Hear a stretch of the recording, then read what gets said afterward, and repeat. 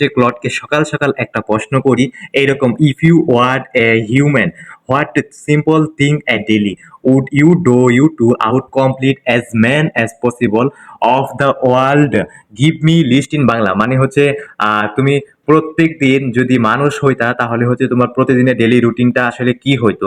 তারপর হচ্ছে সে আমাকে অবাক করা কিছু প্রশ্ন বলে, মানে হচ্ছে অবাক করা কিছু তথ্য দেয় যেগুলো সত্যি হচ্ছে আশ্চর্যজনক। তো চলো সেগুলা তোমার সাথে শেয়ার করি। তো নম্বর 1 পয়েন্ট যেটা আমাকে বলে, সকালে ঘুম থেকে উঠেই ফোন না ধরা।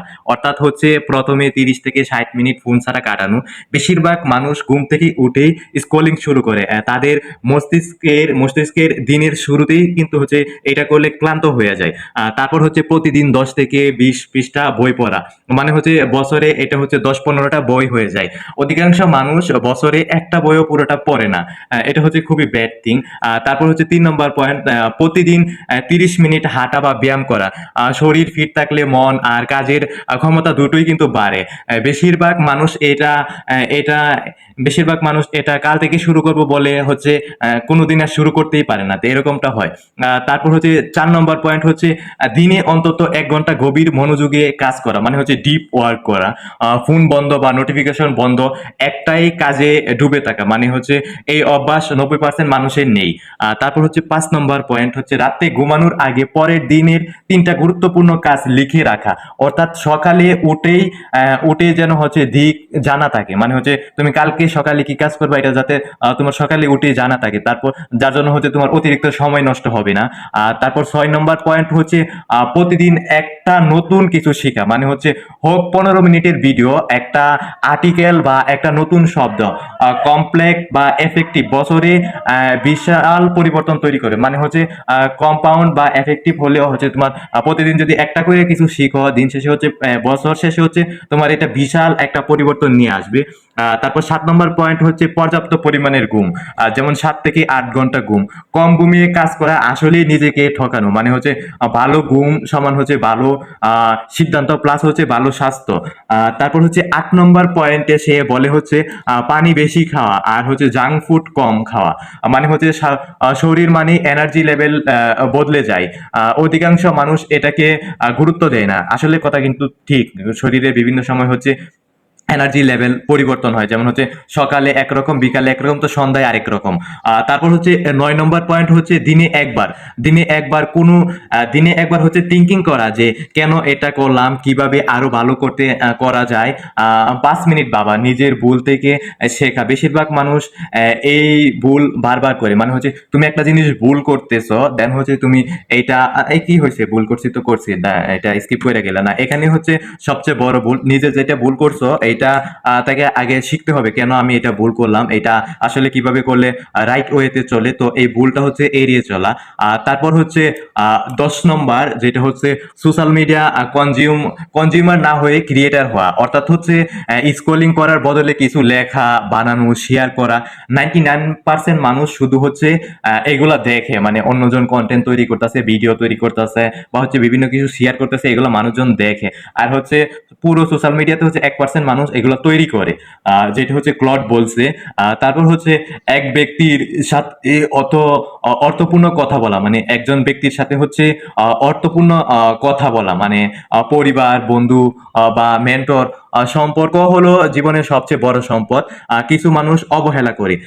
দিন শেষে হচ্ছে তুমি যাই কি করছো না করছো, প্রতিদিন হচ্ছে এরকম একজন বা পরিবার, বন্ধু বান্ধব, মেন্টর বা হচ্ছে নিজের কাছের আত্মীয় স্বজনের সাথে হচ্ছে কমিউনিকেশন করা বা কথা বলা। তো সম্পর্কটাই হচ্ছে জীবনের সবচেয়ে বড় সম্পদ, এটা আসলেই রাইট।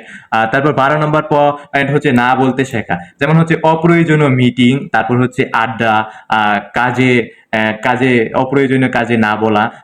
বললে আসলে কাজের সময় পাওয়া যায়। যেমন হচ্ছে তোমার বন্ধু বললো আসো আজকে এখানে ঘুরতে যাই বা কালকে এখানে যাই, এখানে আড্ডা দেই বা একটা মুভি দেখি বা আদার্স যেগুলো আর কি তোমার লাইফে তেমন গুরুত্বপূর্ণ কাজ না, কিন্তু বন্ধু বলছে তাই যাইতে হয়েছে বা এমনিতেই যাইতে হয়েছে, যেটা আসলে তোমার লাইফে এত ভ্যালু বহন করে না। তো এই সমস্ত কাজ অ্যাভয়েড করে হচ্ছে নিজেকে একটা স্কিলের মধ্যে রাখা।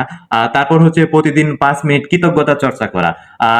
কি ভালো আছে লিখে রাখা, তারপর হচ্ছে মানসিক স্বাস্থ্য, এতে হচ্ছে মানসিক স্বাস্থ্য ভালো থাকে। আর যখন হচ্ছে কৃতজ্ঞতা চর্চা করবা, যেমন তুমি এর জন্য এরকম একটা স্কিল শিখতে পারছো বা এরকম একটা উপকার পাইছো, তার প্রতি হচ্ছে কৃতজ্ঞতা প্রকাশ করা। তো এতে হচ্ছে তোমার মানসিক স্বাস্থ্য ভালো থাকে। তারপর হচ্ছে উম, আহ, আর হচ্ছে সুখী মানুষ বেশি প্রোডাক্টিভ। মানে এতে হচ্ছে তুমি যখন কৃতজ্ঞতা চর্চা করবা, তোমার হচ্ছে সুখী ফিল হইব নিজের মধ্যে। তো এতে হচ্ছে সুখী মানুষগুলো হচ্ছে কাজ করতে বেশি প্রোডাক্টিভ হয়। আর সবচেয়ে বড় কথা হলো, এইসব ছোট ছোট অভ্যাস যে কেউ জানে, মানে এই সমস্ত অভ্যাসগুলো, যে 13টা পয়েন্ট আমাকে ক্লড বললো, এই সমস্ত অভ্যাসগুলো হচ্ছে মোটামুটি সবাই জানে, কিন্তু প্রতিদিন করার মতো মানুষ 1% এরকম। মানে জানার পরে হচ্ছে এই কাজগুলা যে করবে এরকম মানুষ না, এরকম মানুষ হচ্ছে গড়ে 1% এরও কম। তাই কম্পিটিশনে আসলে জ্ঞান না, এই নিয়মাবর্তী কাজগুলা করাই হচ্ছে প্রকৃত কথা। কারণ হচ্ছে তুমি কম্পিটিশন করে আজকে থেকে কালকে থেকে শুরু করে হচ্ছে 2 দিন পর বা 3 দিন পর হচ্ছে তুমি সাইরা দিলা, এটা দিয়ে আসলে কোনো কিছুই হইব না। তো যেটাই করো ছোট ছোট একটা শুরু করো, যেমন হচ্ছে সকালবেলা আহ ঘুম থেকে উঠা বা ফজরের নামাজ পড়া। ফজরের নামাজ পড়লে হচ্ছে তুমি অনেক পরিমাণে টাইম পাইবা।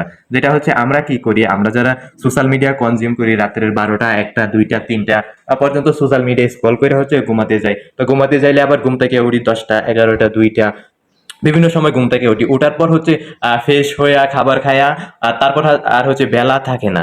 তো এই কাজগুলা থেকে বিরত হয়ে তুমি যখন হচ্ছে ফজরের নামাজ পড়বা, ফজরের নামাজ পড়ার পর যখন বসবা, তখন দেখবে তোমার কাছে অপর্যাপ্ত সময় আছে। সকালের যে সময়টা সবচেয়ে প্রোডাক্টিভ এবং গুরুত্বপূর্ণ সময়, তো ওই সময়টা অপর্যাপ্ত সময় থাকে। কারণ হচ্ছে আমি যখন ফজরের নামাজ পড়ি, ফজরের নামাজ পড়ার পর হচ্ছে অনেক সময় পাই। ওই সময়টাতে আমি হচ্ছে একটা বই পড়ি, আর হচ্ছে তোমার আমার একাডেমিক কিছু বই আছে ওইগুলা পড়ি। একটা আমার ফ্রেন্ডে আমাকে একটা বই দিছে, তো ওই বইটা হচ্ছে পড়ি। এই বইটা এত ছোট একটা বই, 20 পাতার একটা বই, বিশ্বাস করো।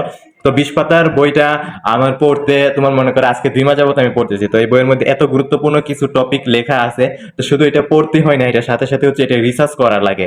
এই জিনিসটা কেন লিখছে, এটা কেন কি হয়েছে, এটা আবার থিঙ্কিং করা লাগে, এটা হচ্ছে থিঙ্কিং করে পড়া লাগে। তো আহ আর সবচেয়ে বড় কথা হচ্ছে এগুলা আসলে হচ্ছে কমিউনিটি বেস করলে হচ্ছে সবচেয়ে ভালো হয়। কারণ হচ্ছে তোমরা 10 জন 5 জনে মিলে একটা কমিউনিটি করলা, বা তোমাদের ফ্রেন্ড সার্কেল মিলে একটা কমিউনিটি করলা, যারা আর কি ভালো, অনেক ফ্রেন্ড সার্কেল আছে এগুলাতে আসবে না, অনেকে আছে প্রোডাক্টিভ ভালো। তো যারা হচ্ছে ভালো তাদেরকে নিয়ে একটা কমিউনিটি গঠন করলা, আর তোমরা প্রতিদিনের ভালো কাজগুলো এখানে শেয়ার করলা। চাইলে হচ্ছে তোমরা আমাদের হোয়াটসঅ্যাপ গ্রুপে যুক্ত হইতে পারো। আমাদের হচ্ছে নো প্রেম বাংলাদেশ নামে একটা হোয়াটসঅ্যাপ গ্রুপ আছে। তারপর হচ্ছে ডেইলি লাইফ বুস্টিং নামে একটা হোয়াটসঅ্যাপ গ্রুপ আছে। 2-4টা আমাদের অনেকগুলো 2-4টা হোয়াটসঅ্যাপ গ্রুপ আছে। তো আমাদের বন্ধু বান্ধব মিলে আমরা তৈরি করছি। তো এখানে হচ্ছে আমরা সবসময় প্রোডাক্টিভ থিঙ্কিং করি।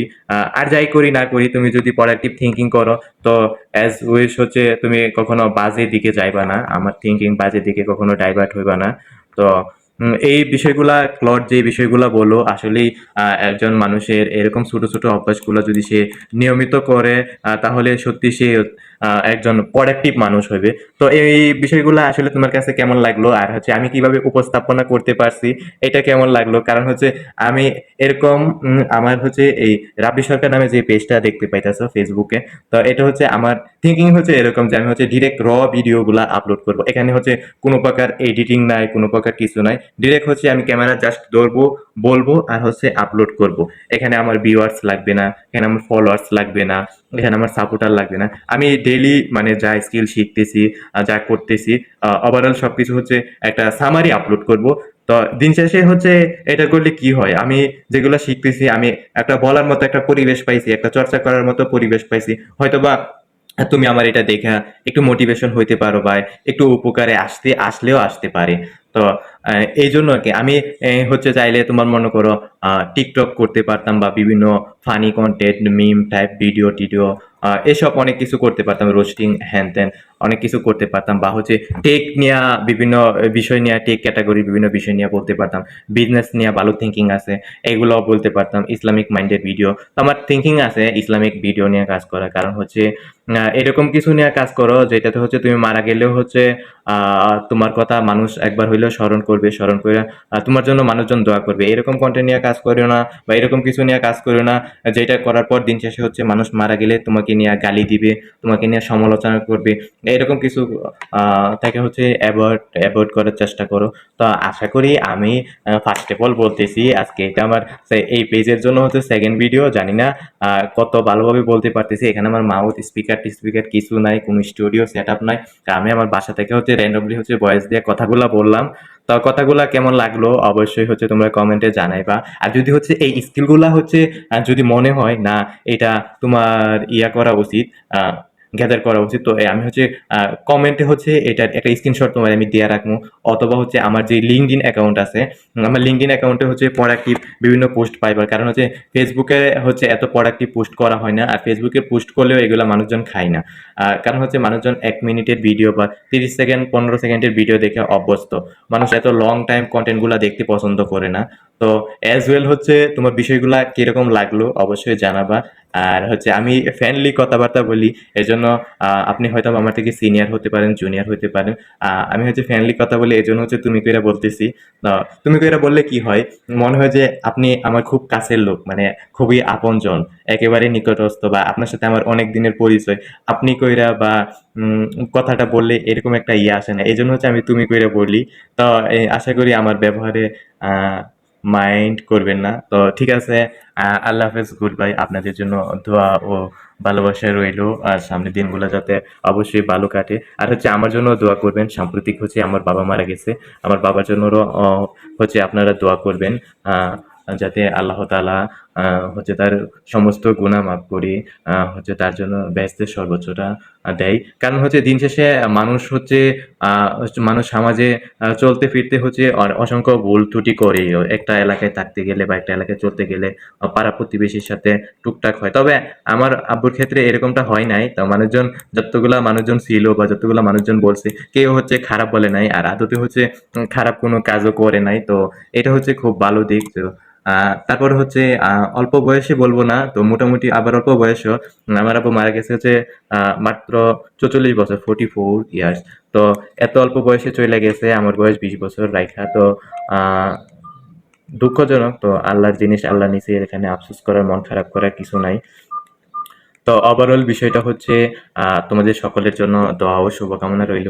তা পরবর্তীতে হচ্ছে আমার কাছ থেকে কোন ধরনের কন্টেন্ট তোমরা আশা করো এটা একটু জানাইবা, কারণ হচ্ছে আমি মোটামুটি সব ধরনের কন্টেন্ট তৈরি করতে পারি। যেমন হচ্ছে অ্যানিমেশন কন্টেন্ট বলো, যাই বলো, ব্লগিং থেকে শুরু করে সব ধরনের কন্টেন্ট তৈরি করতে পারি। Professional content, non professional content, এগুলো সব পারি।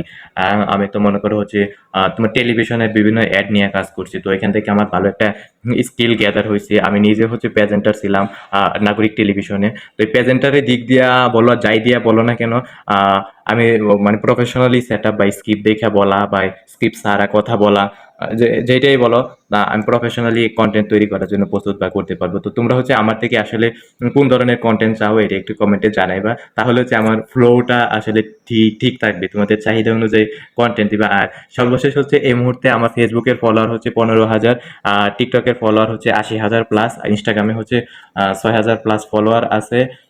তো এই হলো অবস্থা, এগুলাতে হচ্ছে আমি নিয়মিত অ্যাক্টিভ না। তো এখন থেকে ভাবতেছি হচ্ছে যাই করি না করি প্রতিদিন হচ্ছে সোশ্যাল মিডিয়াতে হচ্ছে নিজের বিষয়টা শেয়ার করব। তো এখন হচ্ছে এই বিষয়টা শেয়ার করতে গেলে হচ্ছে অনেকের খারাপ লাগতে পারে, অনেকে সাপড়ি পাগল ছাগল হ্যান ত্যান বলতে পারে। তো মানুষ কি কইব ওই বিষয়ে আমার কোনো নাই। তো আমি হচ্ছে নেগেটিভিটি ছড়াচ্ছি না, এটা হচ্ছে প্লাস পয়েন্ট হচ্ছে আমি যাই বলি তুমি হয়তো বা আগে জানতা বা জানতা না, বা হয়তো বা তোমার একবার ফলো আপ করিয়ে দেওয়া। তো এটাই হচ্ছে বিষয়, আমি নেগেটিভিটি ছড়াবো না বা নেগেটিভিটি নিয়ে কোনো কাজ করবো না কখনোই। আমার যখন হচ্ছে ইউটিউব চ্যানেল ছিল, ইউটিউব চ্যানেলে হচ্ছে আমি যখন সিলভার প্লে বাটন পাই, গোল্ডেন প্লে বাটন পাই, তখনও তোমার মনে করো কোনোদিন আমি জোয়ার প্রমোশন করি না, বা হচ্ছে জোয়া সংক্রান্ত কোনো পোস্ট বা জোয়া নিয়ে কোনো কিছু করিও নাই, বলিও নাই। দেন হচ্ছে আমার এগুলা কখনোই ভালো লাগে না, জোয়া সংক্রান্ত কার্যকলাপ। এই আর কি। আমার কিন্তু জোয়া সংক্রান্ত অনেক তোমার মনে করো ইমেল টিমেল আসতো ওই সময়। তো আমি কোনোদিন জোয়ার প্রমোট করি নাই, জোয়ার কিছু করি নাই। তো নেক্সট টাইম হচ্ছে এগুলো বজায় থাকবে। তো ওভারঅল তোমাদের জন্য শুভকামনা। আল্লাহ হাফেজ।